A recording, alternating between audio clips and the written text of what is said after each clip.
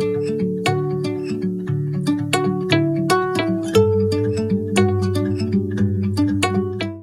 everybody, welcome to the High Path channel. If you're new, my name is Rosa. We are a plant-based family of 7, and welcome to our humble kitchen. Today is going to be a very sort of experimental video because I have brought out our bread machine and we're going to make some bread. Today I thought it'd be really fun to do sort of like an experiment day. I have a bread machine here. You know how much we love to make bread. So this is an Oster bread machine that my husband Trey purchased a while ago, like a long time ago. We haven't took this out in a while, and I just took this out because I wanted to compare the two. So you know how much we love making bread at home, and of course homemade bread is always best. But which one reigns supreme? You know, we have a full video on how we make bread from scratch by hand, without measuring any ingredients. So if you are interested in making bread at home and you want to learn how to make bread without the stress of measuring things, check out the video that I've linked in the description or the cards up here as well. Back to our little experiment day. So this is an Oster bread machine. My husband bought this a while ago along with a really cool like 300 best bread machine cookbook that I've been using for making bread here. Today we are going to make bread using our Oster bread machine, and we're going to do one by hand just to see and compare what the pros and cons are, what are the differences, and then we would of course love to discuss it in the comment section below, so you could decide if you like making bread from scratch by hand or if you should invest in a bread machine. Let's go. All right, let's set this bowl aside and let's just talk about a bread machine. If you are not familiar with a bread machine, this is what it looks like. It's actually quite big. It's kind of like the size of, I don't know, like a standing mixer almost. It is a square box, as you can see, and then of course you plug it in here. There are some little, I guess, menu settings here that you could kind of choose your loaf size, your crust color, start and stop, and there's like a little menu. Inside you will see a little, this is called like I guess it's a bread machine container, where it has a little piece just like this that helps you knead the dough. And then you put all of the ingredients in here. You're going to put it back in.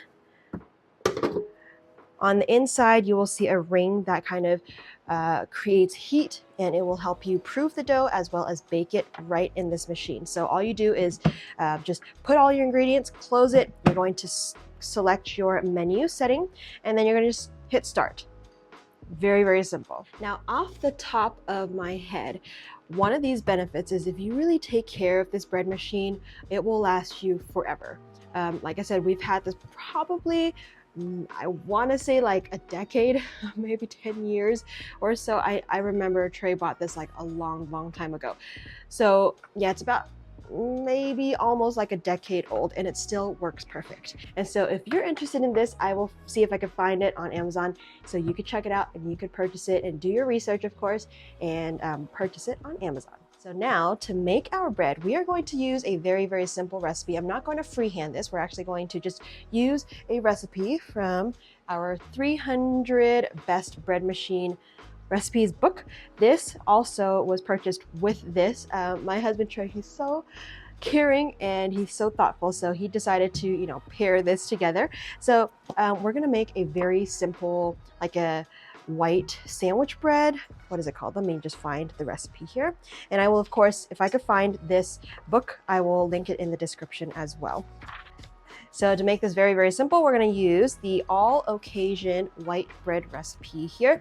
It's a 2-pounder bread loaf that does work in our bread machine. And then we're going to use the exact same recipe in our bowl here, which we're going to do by hand. Now this recipe does call for 1/3 cup of non-fat dry milk.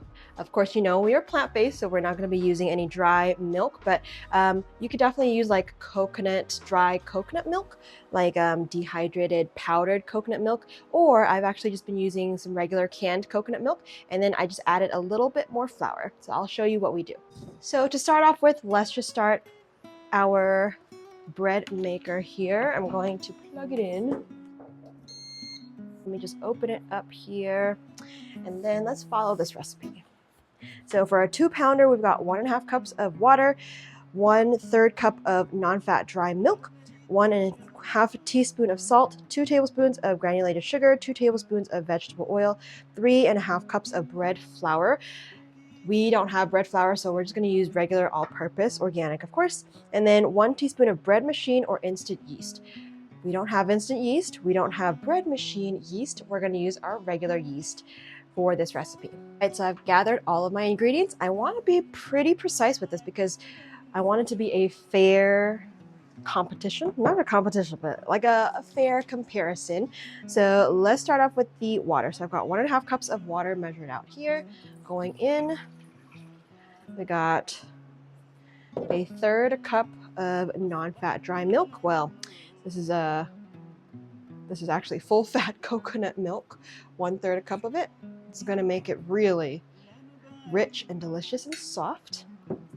We got 1.5 teaspoons of salt. So I've got 1 teaspoon and 1/2 teaspoon. 2 tablespoons of granulated sugar. We're just going to use some coconut sugar. 1 and 2. 2 tablespoons of oil. So I've just got some grapeseed oil. This is a neutral oil. 1, 2. Now comes our flour, so 3.5 cups. I'm gonna do it pretty darn precise. I feel like we're gonna need a little bit more flour, but we'll see. 2, 3 and 1/2. Okay, and then 1 teaspoon of yeast. So like I said, this is just active dry yeast that we've got. I'm gonna put 1 teaspoon. All right. We're gonna close this up. Before I start this, I want to do the same with my handmade bread. I also want to emphasize the reason why I think we need some more flour is because we're not adding dry milk, we're actually adding some extra liquid. So I've got 1/3 cup of coconut milk going in. So I'm pretty sure I'm gonna need maybe like 1/3 cup more of flour, but I will adjust and I'll let you know in a little bit. So we've got the salt, 1 and 1/2 salt. For our handmade bread, we're going to put our yeast inside of the liquid, and then we're going to mix that up before we put the flour, just so it incorporates a lot better. Mix this up. 1. This is probably the most precise I have been in a while because, you know, we like to freehand a lot of things. All right, so that's 3.5 cups of regular all-purpose flour. All right, we could close up our cookbook. We're gonna hit start. So I have our menu on the Oster on 1, which is just a basic loaf. And then I have it on 2 pounds and the timer says 3 hours and 25 minutes. It's gonna take roughly So this will take 3 hours and 25 minutes to make. And I'm gonna start that, and then I'm gonna start working on our handmade dough.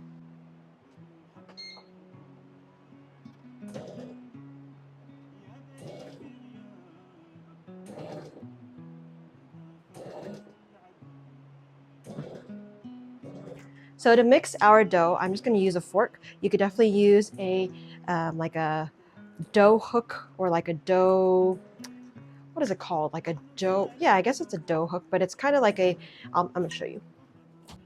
I have a little tool like this. I can't find this on Amazon anymore, but I will see if I can find a link that is close to this. But this is sort of like a dough mixer, which I use a lot for bread. But if you don't have one, you can also use a fork or even a spoon.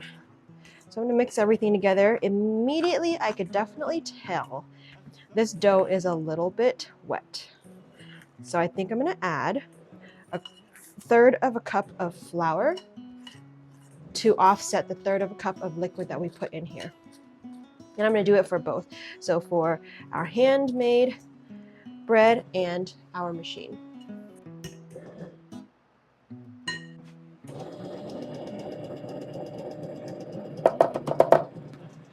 All right, let's see if this will be a little bit better. I'm going to switch to my hands. We're going to knead it a little bit because I see a lot of flour on the sides and I want to incorporate that really well. So I'm just going to switch to my hands.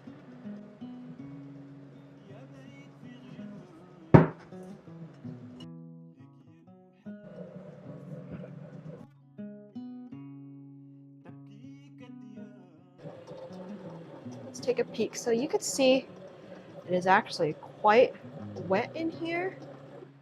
You can see that on the sides, it's got a lot of flour that it needs to incorporate. So we'll see what happens.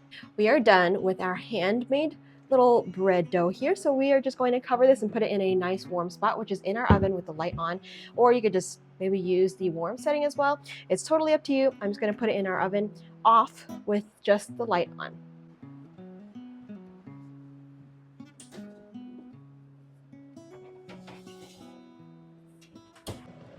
All right, let's just see. All right, it's coming together. So the only thing with this is my bread instincts, or like my bread maker instincts, tell me that I need to add a little bit more flour in this. So I think I'm going to listen to that because it's a little too wet for me. I don't feel like it's going to become a dough. So I'm just going to add about maybe like another 1/3 a cup of flour in here. I really love watching this machine go. I don't know what it is. I just love watching it. I'm also curious to see, I don't think that it will incorporate all of this flour. I really want to just help it out. Maybe I will, but as you can see, the way that it's turning, it's not getting the corners. So you may have to, scrape it a little and just help it out a little bit. Now, as much as I want to kind of help it out a little bit, I have scheduled this like maybe overnight to make bread, and it's baked perfectly fine. So like I said, as much as I want to help this, I feel like I want to just watch it and see if it will just automatically incorporate all of the flour. So I think I'm just gonna hold off a little bit.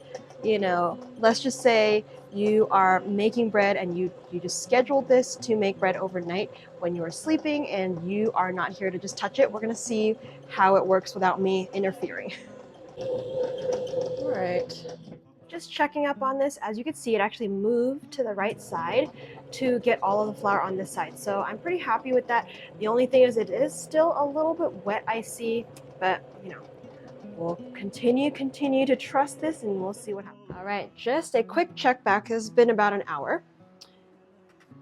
Our dough is a little bit floppy, but that's okay. It hasn't risen too much yet, but I'm going to just maybe make we're gonna just do some stretch and folds. We're gonna put it back in the, what is it called? The oven to rise a little bit. So let me just get some wet hands. It's definitely a little bit sticky, a little bit tacky. We're gonna do some stretches and folds. Honestly, by the looks of it, I think we can actually put it in a loaf pan. So that's what I want to do. So I've just did some stretches and folds really quick. And then I'm also gonna show you what it looks like in here as well.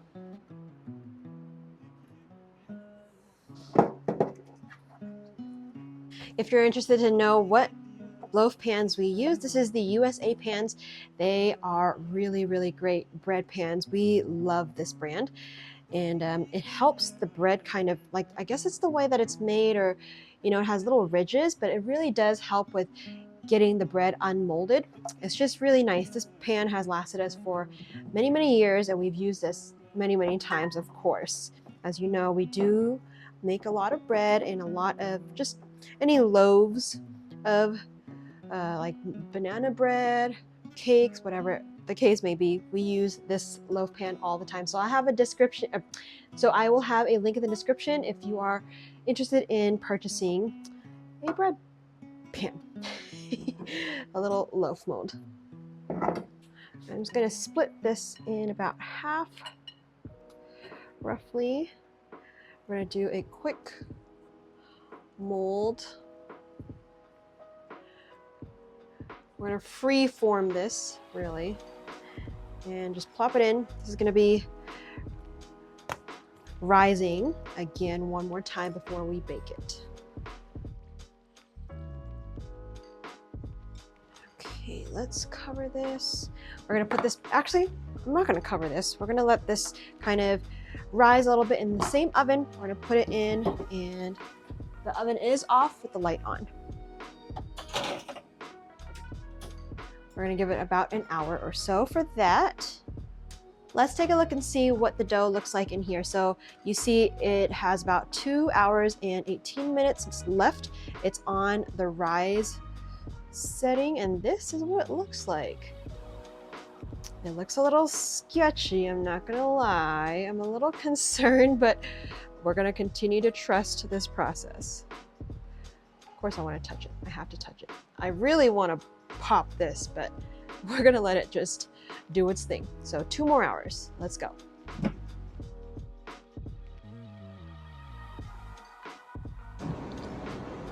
Check it out, this is what it looks like. And we've got about an hour and a half left. I just started preheating the oven for our 2 loaves of bread, the handmade version, at 375 degrees. We're gonna give it a little bit of time for it to rise just a little bit more, and then we're gonna bake our bread.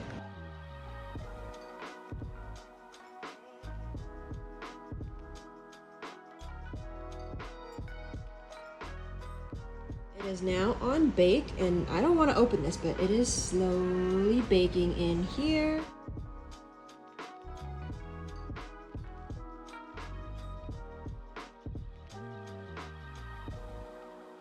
All right, let's take a look at our bread. So it has been completed. Let's see, it's gonna be hot. Is it? Ooh, that is hot, Mercy.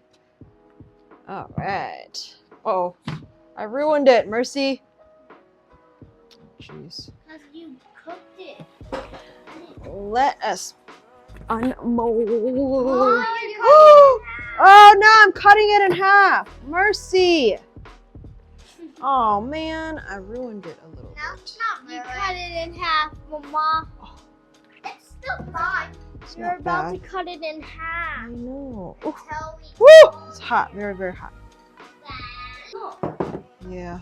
I'm gonna show you a little close-up of what this bread looks like. And I'm also gonna unmold our other bread. Need sandwiches.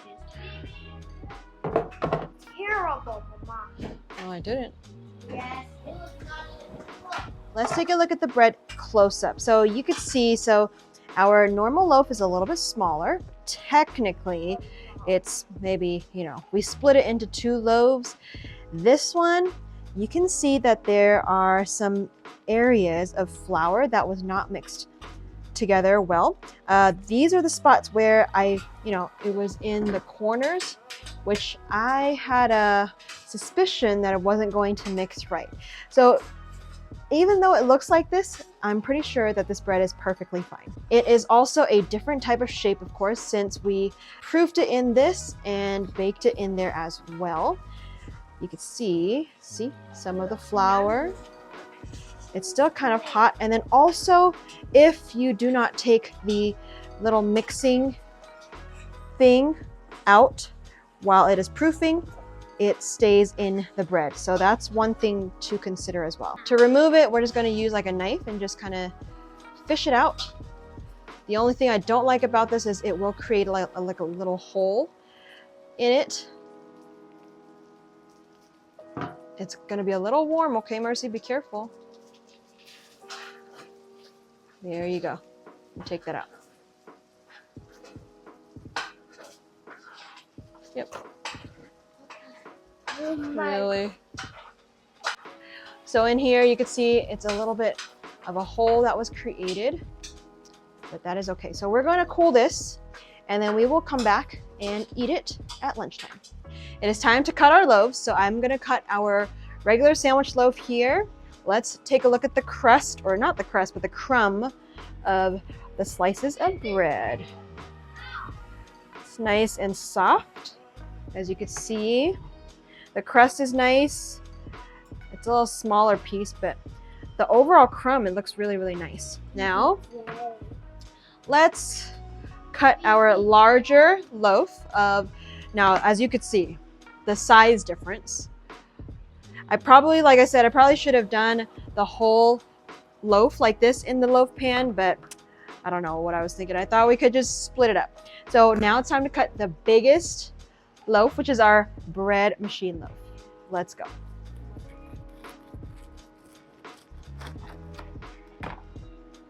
Nice crumb. It looks very similar to the other one as well.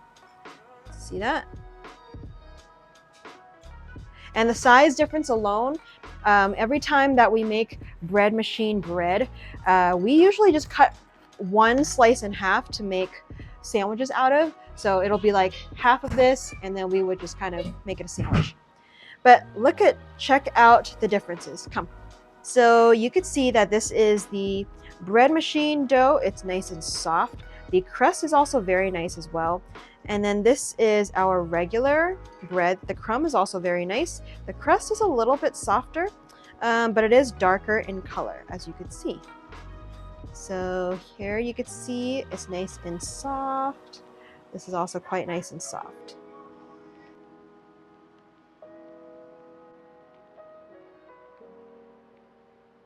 Another thing that I want to mention is cutting. So when you're cutting this larger loaf, it's definitely a lot harder because it is way taller, whereas the smaller one, I'm sorry, there's a lot of crumbs here, but the smaller one, because it's smaller, it's easier to just cut a slice like this. See? So it really just depends on how you like to cut it, but I find that it's a lot easier to cut the smaller loaf than this large loaf. And you know, if you have an electric knife, maybe that'll help out as well, but or if you have a bread slicer, something like that. But yeah, just something to consider as well. When you get to the very end of it, it's going to be so difficult to cut. I already could tell.